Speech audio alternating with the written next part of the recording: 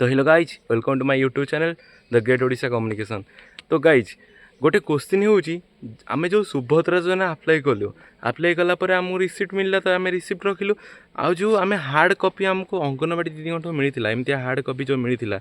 तो देखो एमती जो हार्ड कॉपी मिलता ये हार्ड कॉपी गुड़ाक आम अप्लाई कलापर आकु सबू क्या पाखे सबमिट करूँ जदि आपण अन्य कौन पंचायत मान गोटे पंचायत आपड़ बिलंग करती गोटे पंचायत आपड़ रुहति किंतु अप्लाई जाई कर आउ गोटे पंचायत रे किंबा गोटे जिले में आपड़ रुहति अप्लाई जाई कर आउ गोटे जिलार कौन जनसेवा केन्द्र रे तो आपण तांकु फॉर्म देबे ना से फॉर्म को आनी आपण अंगनवाड़ी दीदी को देबे एटा है क्वेश्चन।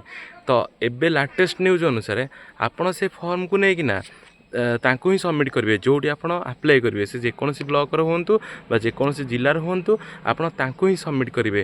तो अंगनवाड़ी दीदी तो नेबे ना ये फॉर्म तो ये फॉर्म सी नहीं ब्लॉक रे डिपोजिट करेंगे। तो गाइज देखो ये सब फॉर्म अच्छे आम पाखे तो ये फॉर्म गुड़ाक आम सब नहींना ये सब आम अप्लाई करूँ मुझे अप्लाई करी फॉर्म आपको देखा ये फॉर्म गुड़ाक नहीं जो हार्ड कॉपी रही है हार्ड कॉपी को लेकिना आपन को दबा पड़ो आप जो अप्लाई करेंगे आप जनसेवा केन्द्र ही देवे सी नहीं ब्लॉक रे सबमिट करेंगे।